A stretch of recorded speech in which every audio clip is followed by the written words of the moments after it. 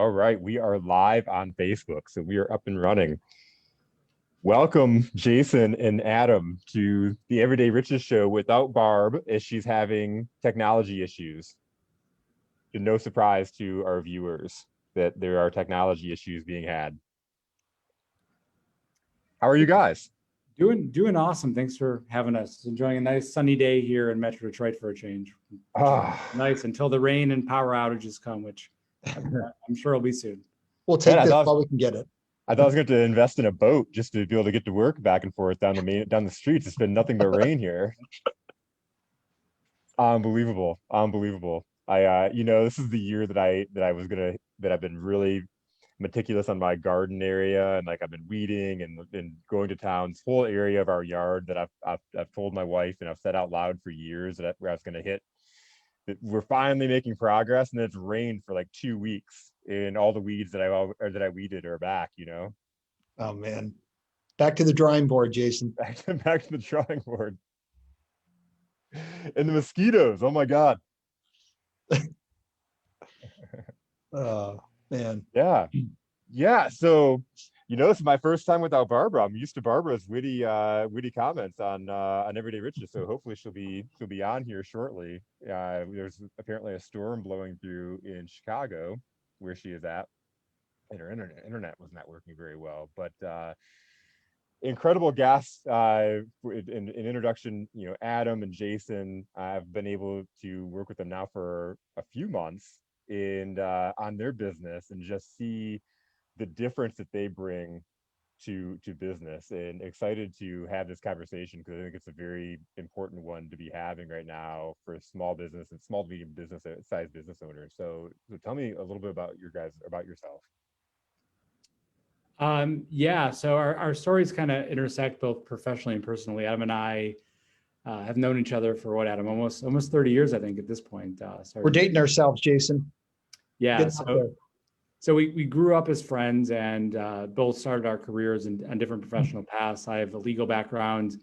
Adam began his career in corporate sales, and what we both noticed, our experience with external recruiters was largely the same. That very transactional kind of round peg and square hole type conversation where, the person contacting us didn't really have the depth of knowledge about the company, about the opportunity, couldn't really answer very much beyond a service level job description. And we had the mindset of, man, if someone brought a little bit of sophistication, more importantly, integrity to this process, transparency and trust, man, you could really make an impact with both companies, and also helping better and reshape people's lives, providing them or giving them insight into some of the great opportunities out there. So we started CTC probably, I think we're on our 5th year right now in business. And really what we're doing is providing a fractional talent strategy and recruiting services to small and medium-sized businesses who are, for different reasons, experiencing challenges around talent, hiring, or retention. And it's been certainly a fun and challenging journey so far. COVID has thrown a few wrinkles into the equation, but largely the challenges people have are the same as before.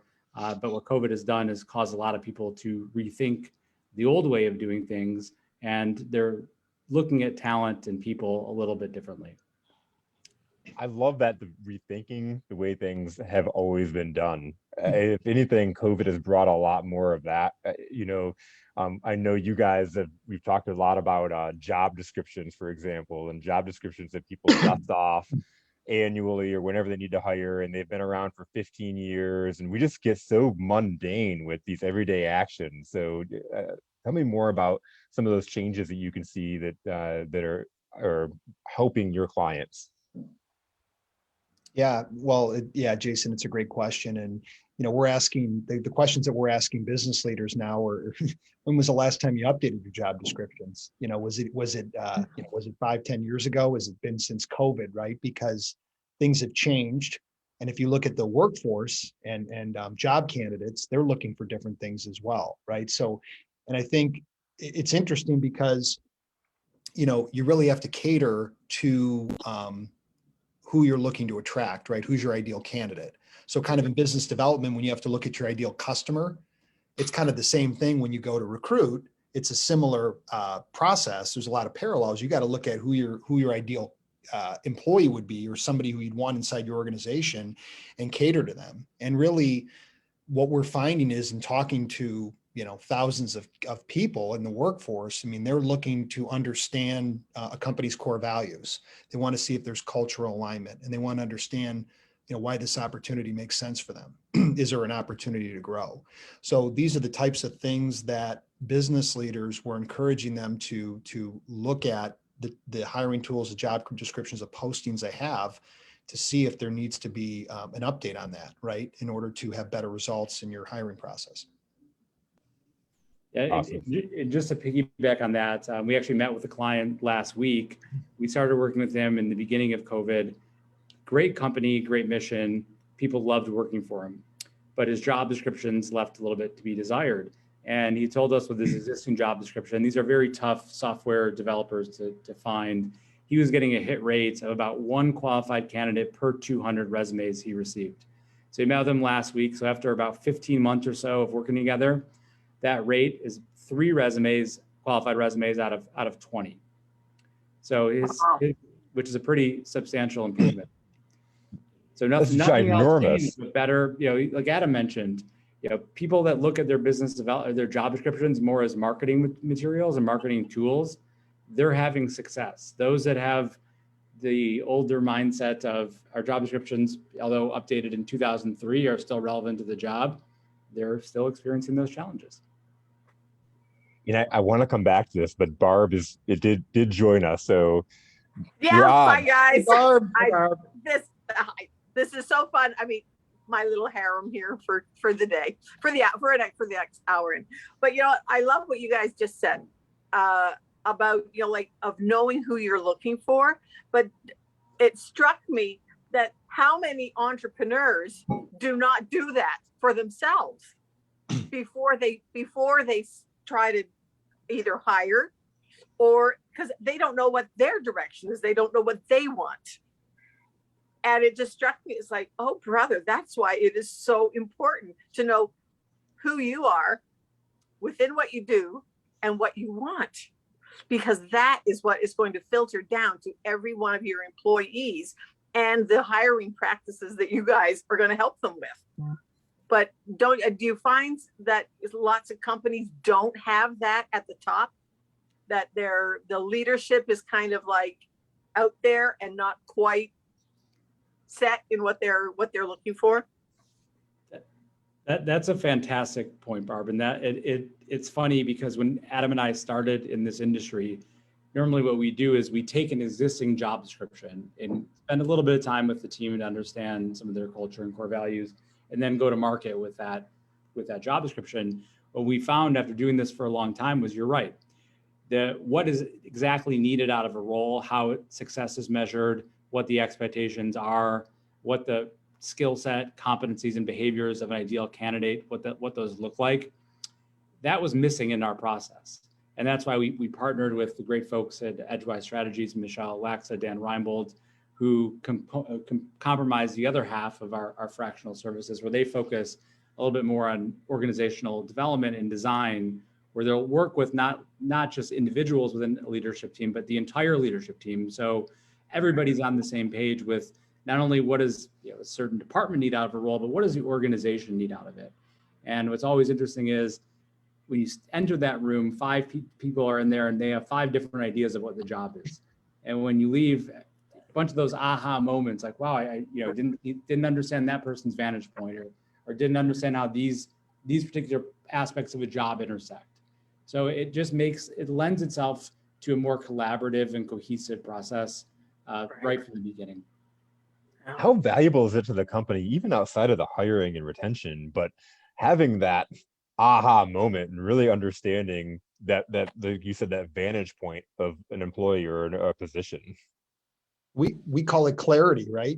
Because there's everybody's on the same page, and it really works in all facets. Because if you think about a candidate coming into the role, there's transparency there. They know exactly what's expected out of them, what they'll be doing, to see if it's right for them or not. And they can make an informed decision. And the same thing with a company. And this can be used during an onboarding process to onboard a new hire. This could be used for performance reviews, for coaching and development. Career pathing. Just, what's that? I said career pathing. Career pathing, yeah, absolutely. Career Right. pathing and development. So there's a lot of different uses for this, having that roadmap.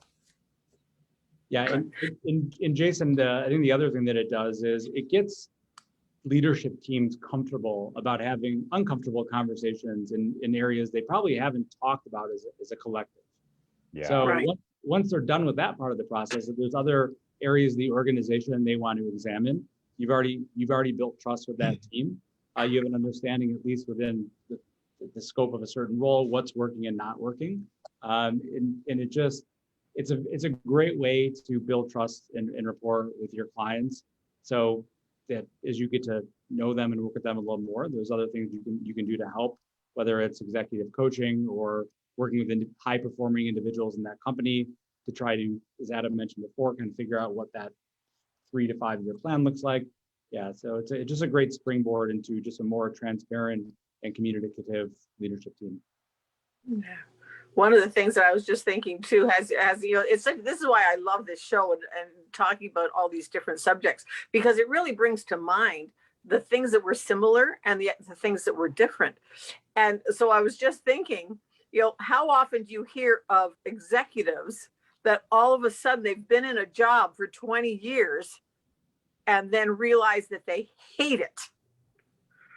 Have you found that sometimes when you're going through some of your assessments that you have run into leaders that say, you know what, this has been the greatest thing and I just don't like doing what I'm doing and I want to change roles or do something different, or they get out of the business altogether? Absolutely. Yes. Yeah, we actually have a client we worked with last year, had a few folks in senior leadership positions that, although they had tremendous amount of tribal knowledge, brought a lot of value to the organization, certain parts of their role and responsibilities were just super de-energizing, and that flushed out when we gave them assessment tests. So that's exactly what we did. We repurposed some aspects of their role to take off things that weren't a fit for what they enjoy doing, and added elements to the job that aligned both their passion and skill set. And the change was almost immediate. I mean, just the mindset of knowing I don't have to do that anymore. Yeah. I can focus my time on these other great things. You get immediate results, and I think employees really appreciate an ownership group that is open to that type of change, even if someone's been in a role for 20 years. I love that, because like what Barbara's almost even coming from is like they just get out of the game altogether, they just quit. But what you guys can do is help a company transition, help them understand where you can get the best out of their passion and their purpose and still keep them in the company, but repurpose their talents and what it is that they're interested in. And you keep a good employee, but you re-energize them.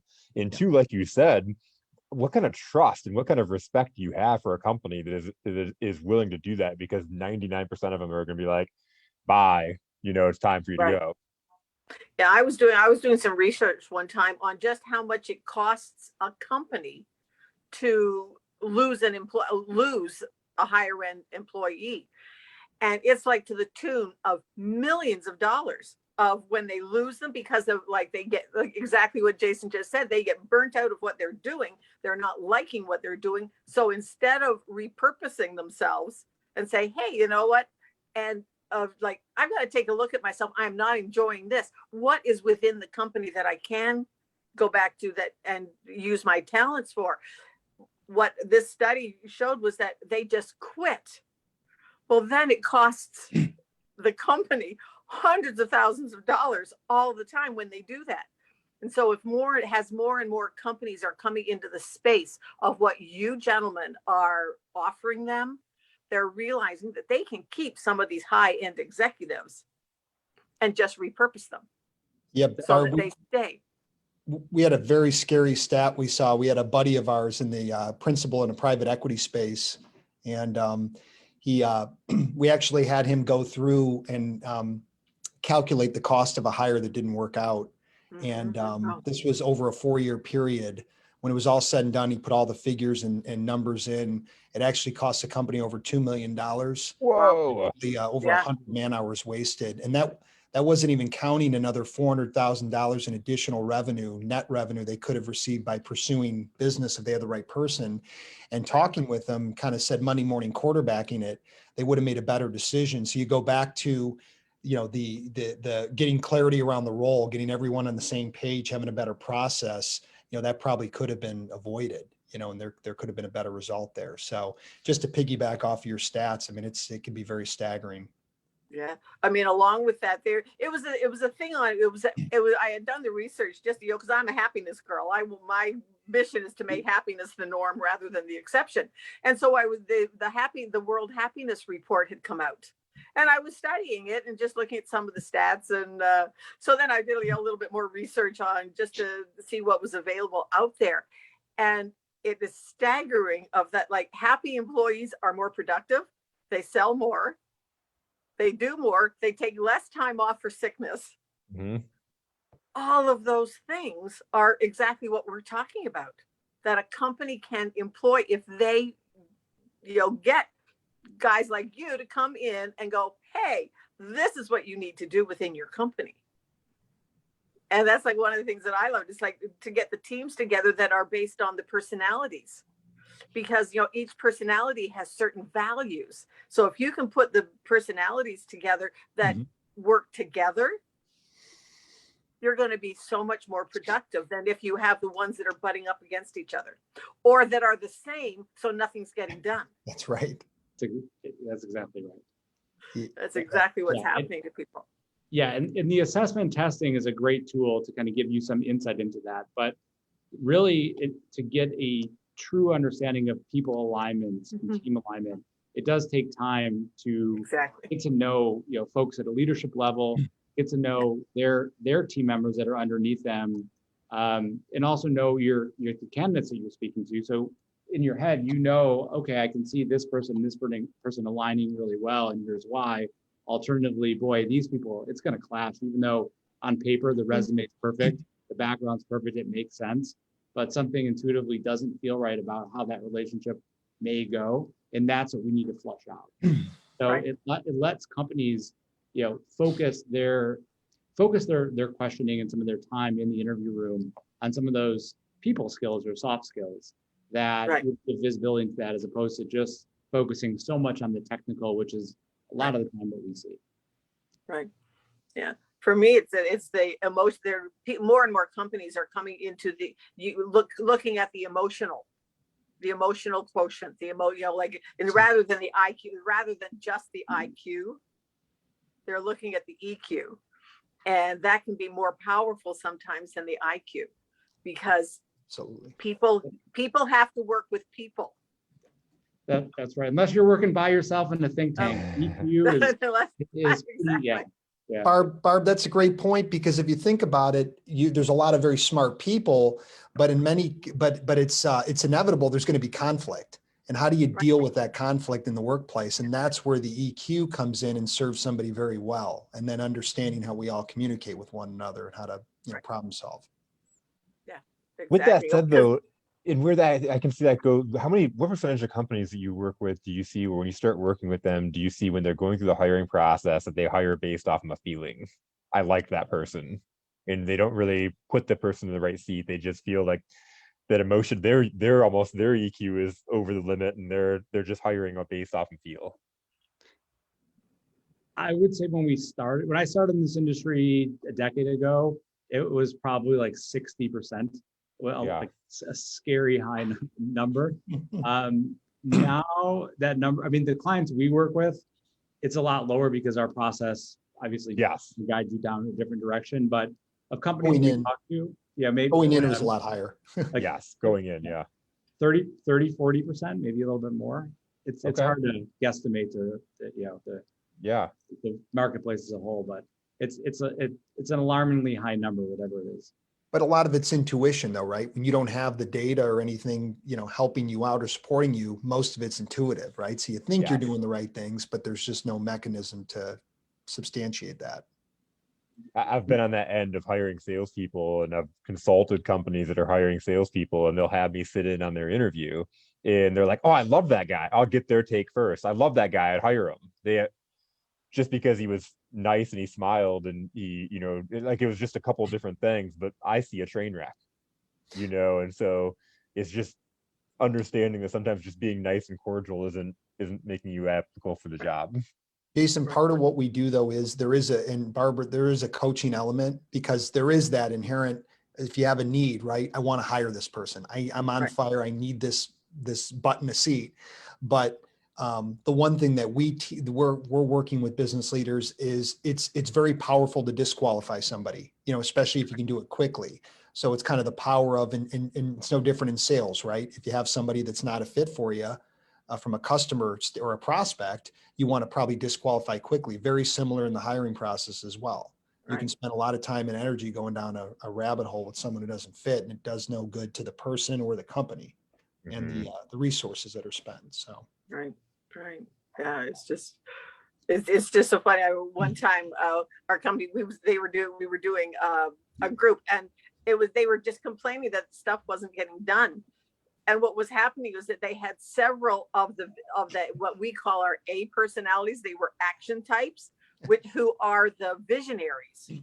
So they had all these people that had absolutely phenomenal ideas of things to do. No action. But they had no idea how to do it. No idea. Shiny pennies. We're just chasing pennies. Yes. Yeah. And it was like, oh, brother, okay, guys, you've got to get some of the other skills in there. You've got to have the planners that know how to put the process together. And you have to have the nurturers who want to make a difference and how it's going to impact, what the impact is going to be. And then you have to have the people that want to do the research. Oh, brother, it was just hysterical. It was like, oh, and then of course, then you see them have that aha moment, because they were all getting along so well. That's a great point you bring up, and that's something that we've seen consistently over the last few years, where when we work with leadership teams that have been with each other for a long time, they're almost in all cases they're either exactly the same or fairly similar.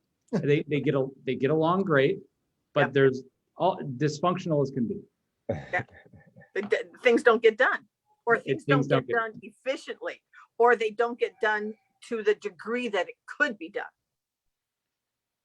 And when you're in the room with them, very rarely do you hear a contrarian point of view. It's because they're usually in lockstep with how they think and how they want to act. So everybody's idea is great, and let's go do it. So when you have that balance room, you just get different opinions, different approaches, and to your point, action and efficiency. Right. You're talking, Jason. You're talking to Jason's a visionary, and I'm the integrator. So that's we have a pretty good yin and yang going. Right. So perfect. It's right. You have to. You have to.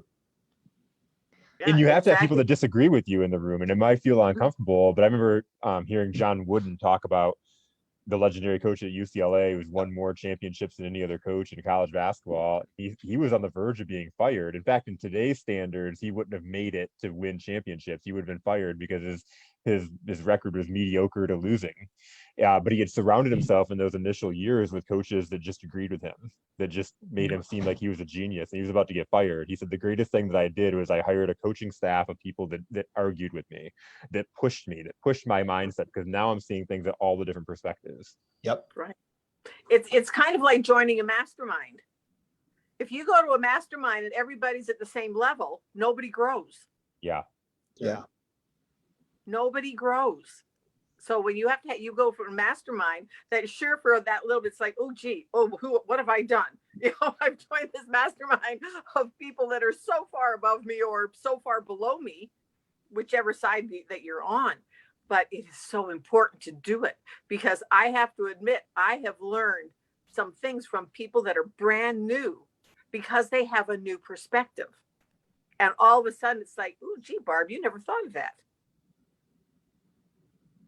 And you have an aha moment, and you can learn. And I think for me, as long as you are open to that learning process,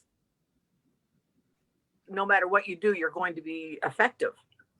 But a lot of people, they get, like you just said, they get comfortable with their group. It's like the old boys group. Yeah, you're totally, and even if it's someone that has experience doing it, may not be great at it, but might have one amazing thing to offer. I remember we had a meeting two years ago, I think it was. This client was pretty lost when it came to talent, but they did have one kind of factoid they shared with us. They said during the interview process, we asked folks, what's your favorite restaurant that you and your spouse, where do you guys like to go to dinner? So when they would hire that person, the first day, they'd have a $100 gift card to that restaurant sitting on their table, part of the welcome. Really cool idea. So think about it. That person goes home to their husband or wife. What's the first thing they say? Oh my goodness, this company did this for me. That's going to buy them at least 3 months of goodwill at the home front. It's a little gestures like that, and you can learn it from anybody. They said this gentleman wasn't the strongest, but man, this was a brilliant idea that we started giving to all of our clients. You can learn from anyone. There'd be people that come to my office and pick my brain, other franchise owners in the companies that I was in, and they would be failing, but then they would tell me the ideas that they were doing, and I'd go implement them, and our company would do it really, really well. Those were phenomenal ideas. They just weren't executing on them. Isn't that the truth? They hear it, it goes in, but it doesn't go down the line to get yeah. instigated. Or they stop because they wanted instant results, and so they stopped. They didn't see the instant thing that happened. They didn't see the conversation that happened with the wife. So they do it a couple times, and then if you were to bring it to the table and recommend it to them, they'd say, "Oh, we did that before." Mm-hmm. Yeah, and that's that's been a challenge in the talent acquisition space for a long time. That it's not one of those instant gratification kind of businesses. It's a longer process. It takes time. It takes resource allocation.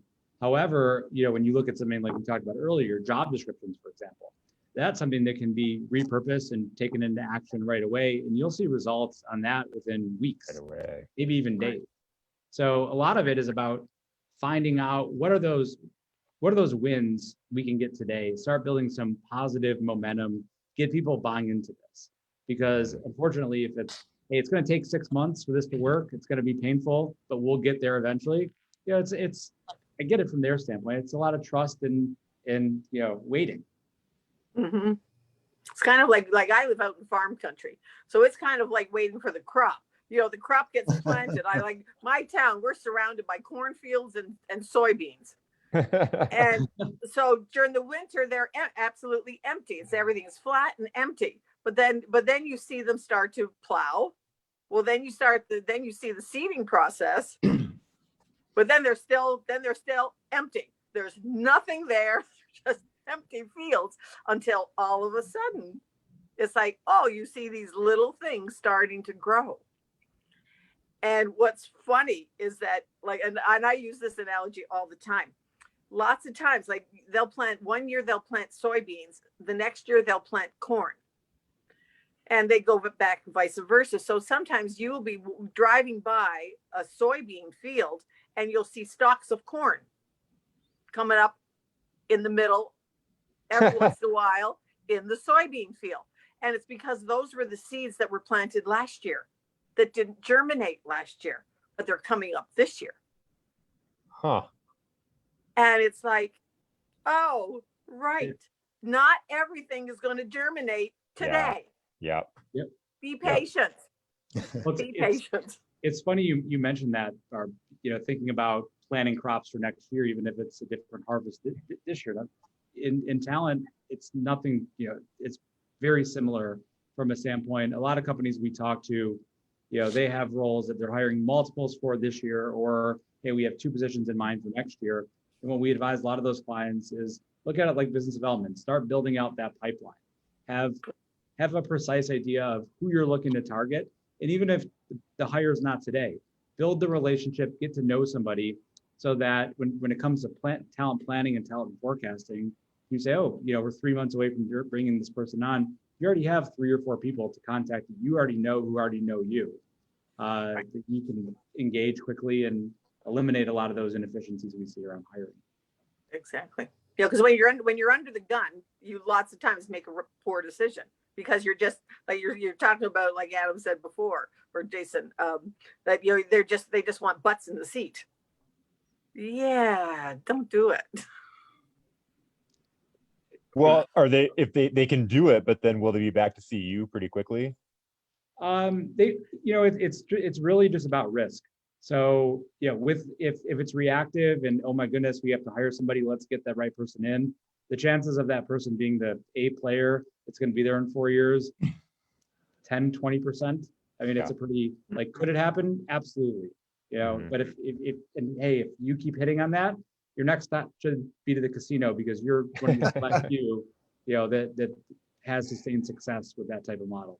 Well, Jason, going back to the story we shared about the private equity case study, it's going to cost a little bit in the short term not having that person in the seat, but long term it's going to cost a lot more if that person doesn't last. So that's kind of the message and the kind of narrative that we're sharing with business owners, is to be patient and trust the process, right? If you want to get the right results and get the best people in the right seats. Yeah. And traditionally what we've seen in the recruiting space is it's always an emphasis, get the seat filled, get the seat filled, get the seat filled. For us, it's retention. Yeah. If they're not there in a year, 2 years, 3 years down the road, it didn't matter if you got the seat filled today. It wasn't a successful outcome. In fact, it was probably a loss, even bigger loss, that they just kept the seat empty because they had to put money and resources into that person. Yes. And training and the goodwill of the company and the people. And one of the things for me, in that same study that I was doing, they talked about that employee that was not the right fit. How often did other employees quit because that employee was not the right one? So not only did you lose that particular one, but you lost the other people that were responsible for them, or that were downline from them or upline from them, because they weren't working out. Cutting out the cancer. It's like it spreads. Yeah. You will lose the best people very quickly if you create a culture that's empowering people to stay that are underperforming or not the right person. That happens very quickly. And we've seen it several times recently where somebody was let go, and then inherently the best, some of the key employees came up to that person and said, "Thank you so much." They didn't know how much of an issue they were causing in the organization. So they could have easily left in that period of time. So that's a good lesson to live by. And when you have, like, I have to admit, my late husband, he was in management for a company. And one day he had this just absolutely on fire, really good employee. The other employees came to David and said, "You've got to tell him to slow down." And David is like, "I beg your pardon?" He is doing, and they said, "Well, he's making us look bad because we're not being as productive." And they all went, but they were union, and they all went to the management, and they got rid of the one guy that was running rings and kept the 4 that were not doing the job. And David was absolutely, he came home, he was beside himself. He couldn't believe it. And then he realized that was indicative of the company culture, that they were going to keep these old 30-year-old people that weren't doing the job, that they were just coasting along waiting to retire. And they lost some of these really young go-getters that wanted to make the company their career, and they lost them. He was so mad.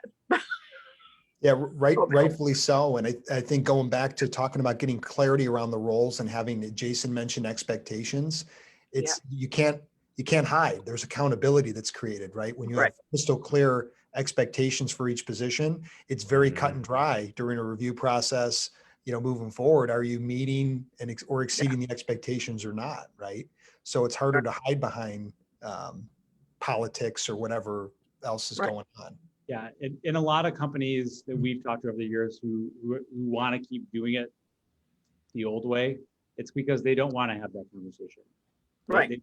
They enjoy their cushy role and not having to talk through issues they may be responsible for, but can push off to somebody else, and they'll Right. just, take their paychecks and go home. Right. And you're right. Those people, unfortunately, as the competition for talent becomes more and more fierce, those companies, even though for years it might have worked and status quo was kept them in business, 5 years from now it might be a different story for a lot of those companies. Right. Well, they sold over half they had to sell over half the company. And there's only one small little section that was making money. And it's like, oh, brother. They didn't kill the weeds and they killed their plant. They killed they killed the plant Literally. instead of the weeds. They killed the plant instead of the weeds. Yeah. Yeah. So when you guys were on the playground so many years ago, did you have the foresight and the vision that you were going to be going into business with each other? Did you see that happening at any point? Oh, for sure. I'm like, really? I'm always more. going to pick Adam first on is my team captain. No, it was funny though, because when I started in recruiting, Adam was still in corporate sales. So when he had looking for new opportunities, or when he was talking to another recruiter, he would talk to me behind the scenes, and we'd kind of flush out, okay, what did he say? What did the client say? Like, and what's really going on here? Here's the questions I would ask moving forward, to get into some of the nuances to figure out what this is exactly and determine if it's a right fit or not. What we noticed was that there was a lot of, I don't want to call it gamesmanship, but a lot of hard selling, a lot of promises that, frankly, the person making those promises wasn't in a position to do so. So we always just, as we got talking, we just kept saying, like, why is this industry so broken? And I think at that point, even though we didn't partner with each other until a few years later down the road, I think we saw the alignment there, that we saw dysfunction in an industry that was begging to do things a little bit differently. And you filled a need. You saw a need. That's the most important part. Yeah. You saw a need, a pain point, and are able to fill it. From both sides. This was really both cool. sides. Is Adam's looking for the job and you're in the recruiting side, so you can see the problem from both sides. Yeah, and to be quite honest with you guys, the way the industry is traditionally set up, a lot of volume, just passing paper, it's way easier and you make way more money. But it doesn't get the right result long term. You don't feel good about uprooting someone's life and their career based on hot air, which is what a lot of the industry is doing. And so we just thought, look, there's just a different way of doing it. It takes a little bit longer, requires a bit more trust, but really shifting from that transactional to partnership model makes all the world of difference, in helping companies long term. And it's fun. I mean, it's fun. Really, we love what we do, but also the enjoyment of watching business leaders transform, be better at hiring, and find great people so they can win, right? Be successful. It's pretty rewarding to see that, right? When you help them bring in somebody in sales or a VP of sales that helps the company, break through a ceiling. I mean, it's pretty exciting stuff. It's pretty impactful. And then Kind how of like good does it feel to get somebody a job or bring somebody in that is going to a great company and they're going to last and this is going to be their career? It's so fun it's like when you see that company, when you see that aha moment, when you see the lights go on, it's like, oh, that light bulb moment. Oh, this is what my company needs to go to the next level. So yeah, it's cool. We build really, just the relationships you build, not only with companies, but individuals. I mean, it's amazing. It's a great experience, but, it's really personal too. You're talking about making one of the most important decisions of your life, right up there with anything else. And we take it seriously. And when you're able to make that match, as Jason said, it's very rewarding. Yeah. And I'll share this. This is an Adam story, but I'll share it because he might be too humble. But I remember first placement you made, Adam.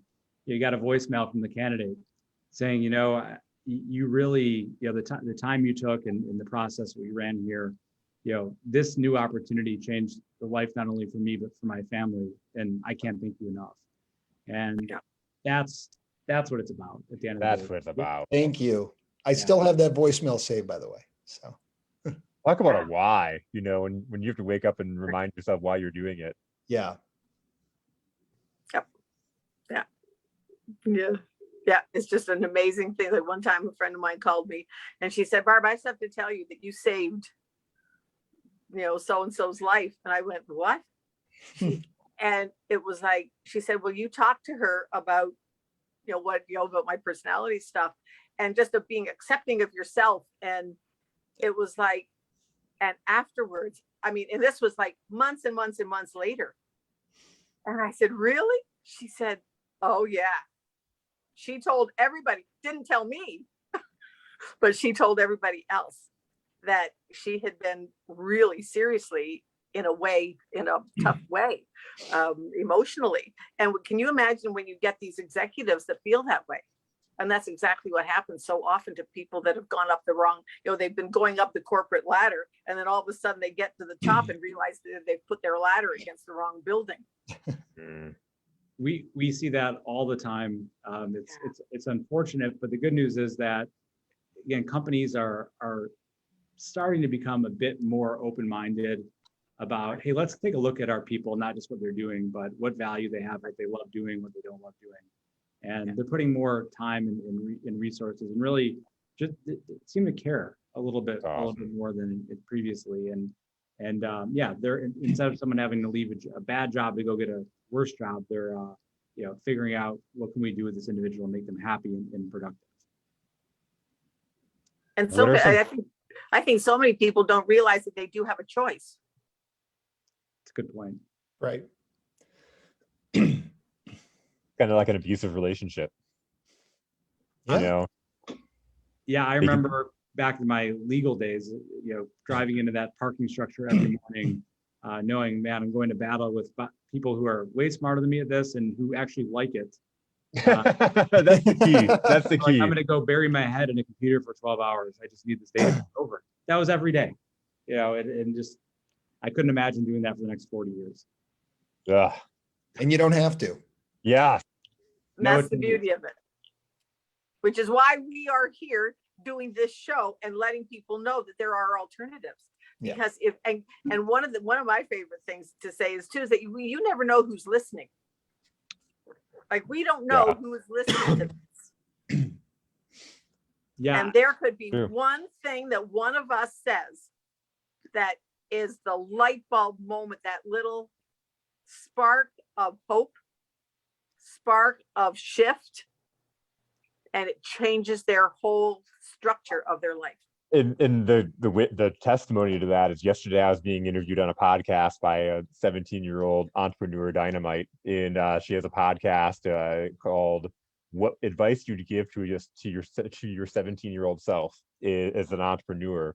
And really good conversation. But during the conversation, she told me that she's been watching our show and how she's such a big fan of what we talk about and what we would bring to the table. And I thought that was really, really awesome that we've captured the attention of a 17-year-old, out there, and she's listening to us. Yeah. And to that point, if I could offer one piece of advice to my 17-year-old self, or anyone young listening to this broadcast, take an assessment test. Get an understanding of yourself. What are your behaviors, drivers, motivating factors? Because my profile would tell me, run far away from a career as an associate as possible, because you are not suited for this at all. And it was a great education. It comes in handy, but if I had that information earlier, the paths that first of all, I would have known what those paths might have looked like, right? What industries, how long it would take to rise in each of those levels. But I wouldn't have, wasted 8-10 years of my life. I shouldn't say wasted, but I wouldn't have dedicated the first portion of my career to something that was de-energizing for me. Right. This is a lot of time and investment going through law school. Oh yeah, yes, but yes. Not to rub the salt in the wound or anything, but no, it's very helpful in business, but yes, if I could have done it over again, starting out earlier in some type of either business development or organizational development, or getting, starting earlier at a corporate level, doing talent acquisition, I don't know where I'd be today. That's awesome advice. How about you, Adam? What do you have? What would be your advice to 17-year-old you? I would say, and I think this applies to entrepreneurs too, young entrepreneurs, is ask for help. You know, if you're struggling, it can be a very lonely place. It doesn't have to be, right? Because we're all here together now, but I think naturally people want to just kind of do things themselves, even if they're not the subject matter expert or perfect person. I think I've said this before, Jason, to you, but yeah, I guess just really ask for help, have humility, and understand if you're not the expert at something, who's a trusted person that can help you or help others, and really seek to understand, seek knowledge, and get help. Seek to understand. That's perfect. All right, Barbara, what's your advice to 17-year-old you? I think more so is to be open to opportunities of learning, because so often, hey, we're arrogant teenagers sometimes. I can remember saying, well, I know that. Those, I think, are the 3 or 4 worst words in the English, in any language. I already know that. Get those out of your verbiage. Don't have them in your verbiage at any age, because always be learning, even if you only learn one little thing. And exercise your brain every day. You ever talk to those people that ask you a question and then they say, I know while they're talking to you? Yeah, exactly. Why'd you ask then? Why'd you ask? Right. And because they're not listening. Yeah. They're not listening. And so they are not creating new neural pathways.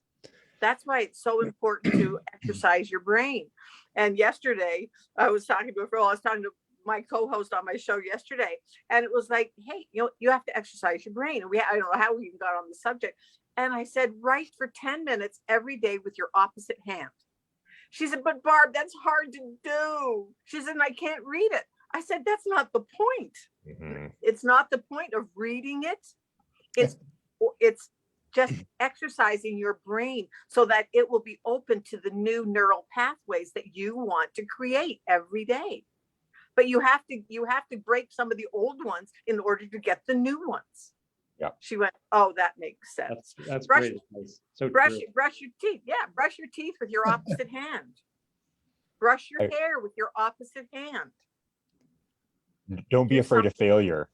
That's my advice. Don't be afraid of failure. Kobe Bryant said he wasn't afraid of failure. He knew that he had to go backwards in order to go forwards. He was like, a lot of people don't get better in their game because they're afraid to start crossing over and doing these things, doing these extra moves, knowing that they're going to look stupid the first time that he does them. He's like, I didn't feel that way. The either in life, you're either winning or you're learning. The only time you're failing is when you keep doing the same thing over and over and over again, refuse to learn from that. Or if you're sitting back and just, oh my God, it sucks. I had all these things happen to me. I failed. I'm not worth anything. And you're not learning from those. Our failures have the power to create more winning and more strength in us than our actual wins do. Right. So for 17-year-old me, I would love to download that bit of information because again, where would I be at now? Jason, one thing to add, I love that. I love everybody's. And I think too, part of that is surrounding yourself with great people. I've been fortunate enough to know Jason for almost 30 years and be a partner. And he's been a, mentor, a guide, helping me in many situations, be the best version of myself. And obviously gotten to know you, and you've helped, and Barb's a new friend. Just, on a journey, making sure that you surround yourself with good people and, avoid those that are the naysayers or, don't have that positive attitude. At the end of the day, you don't want to be the smartest person in the room. So you want to be with people that challenge you, that are different, and want you to succeed. So. Absolutely. And as we're finishing up here, I think that's a perfect segue. And we had our meeting this morning with the Entrepreneurs Justice League and talking about surrounding ourselves around other people that are aligned and are going on a growth mindset, and how we've combined this group. Then we all have different superpowers. So I'm in that sales leadership realm. You guys are obviously in recruiting, retention. Barb's in the personality space. We have marketing, and we have automation, and how to write emails, writing books. We have all these pieces combined to be able to help entrepreneurs on their journey. And so just super excited to have you guys along this journey and how we can combine our resources. Honored to be a part of the group. Yeah. And that's the biggest thing. Combine. I love that, Jason. It's combine resources. It's not competition. Yeah. I think that competition is now, it's like, okay, fine. Yeah, no. Competition is sports. We compete. But in business, it has to be collaborate. Yep. Because we can do so much more together than we could ever do on our own. When I first started my business, I had this guy that I had met, and he was a coach and speaker, and I was telling him I was going out and having all these conversations over coffee with other coaches and consultants and speakers. And he's like, why in the world would you do that? He's like, I have no interest in meeting other people in the field. He's like, I'm going to be the best at what I do, and I don't need to know anybody else. And I'm like, all right, well, good luck with that. So what ended up happening, is not only did I learn so much from these people, but I realized these are the people I want to coach. These are the people that I want to work with, because I can see where my strengths can plug in and help them spread their magic even further. And if I would have listened to that guy, or if I would have thought in that everything is a competition mindset and closed myself off to other coaches, consultants, and speakers, I don't know where my business would be at today. I wouldn't be enjoying it as much. I can tell you that. Right. Yeah, exactly. Well, we wouldn't all be here. Absolutely. We would not, you and I met on LinkedIn. You would have LinkedIn messaged me, and I would have been like, oh, she's another coach, I don't need to speak to her. And I would have just declined you. Or I would have tried to sell you something. Yes. Oh, I get those all the time. Yeah. I know. Me too, all day. So it's just, I just send them back and say, hey, you know what? Or one of the things that I do is I will code their message and then send them back. I send them back a message in their code, and just say, hey, this is what I do. And so this is what I can show you, that you're only talking in one code. I used to reply and tell them that I could help them with their messaging. But I found out they're kind of like the seagulls on Finding Nemo. Like mine. They don't really, that's their only language. They don't really care to switch it up. Yeah. So yeah, it's fun. You can only help who wants to change, right? You can only help who realizes there's a problem. And I know that's something that you guys deal with. Yeah, exactly. You cannot make somebody want, like for me, I cannot make somebody want to be well, and I can't make them want to be happy. Self-discovery. Yeah. Self-discovery. And it's a choice. It's a choice. And once in a while, I'll just say, you know what? Then they'll start on one of their negative rants, and it's like, yeah, sorry, I'm not going to listen to this, because you know what? This is your choice. You're choosing that. What do you mean I'm choosing it? Well, yeah, you are. To finish this up, I think we've, through the scenarios and you guys talking about what you do, has really described it with the kind of clients you work with. But if you could just, who is a good business, or who's a good person for you to, a good type of company for you to work with, and then how do they contact you? So we work with small, medium-sized businesses across pretty much any industry. So this company, as small as 3 people up to about 250 employees or so is our sweet spot. Really what we do is try to identify where those challenges are coming from in terms of talent acquisition or retention, and just have a friendly, organic conversation about what's not working, and just give them some insight into some things that have worked well for other clients and might be a benefit for them. And we can, our website is ctcsolutions.net, or you can connect with Adam or I via LinkedIn as well. Awesome. Cool. Any other questions, Barb? No, this was great. Sorry I was late, but you know what? We love modern technology when it works, and we love modern technology when it doesn't. I have to admit, this is the first time I've done my podcast so many times, and I've just kicked it off, no problem. But I was like so skipping a beat. Like you're usually the one introducing us, and I'm like, what are we doing here? So we just started talking. You nailed it, Jason. You guys were natural, real natural. Natural. Good job, guys. And that's what Jason and we had decided right at the beginning. We wanted to have just a conversation about business, about sales, about what kind of whatever. And once, I don't know if he told you, but so often we have said, oh, well, we're going to talk about this and this. And we get to the end of the show and we realize, hey, we never talked about what we were going to talk about. But it has just flowed. So, yes, I'm so grateful that I have fastest hour of my week. But yeah. Awesome, guys. Well, thank you so much for being on. Thanks for having us, guys. Thank you both. Thank you, Barb. Oh, you're welcome. Pleasure. You're welcome. All right, we'll talk to you soon. Take care. Have a Okay. great night. All right.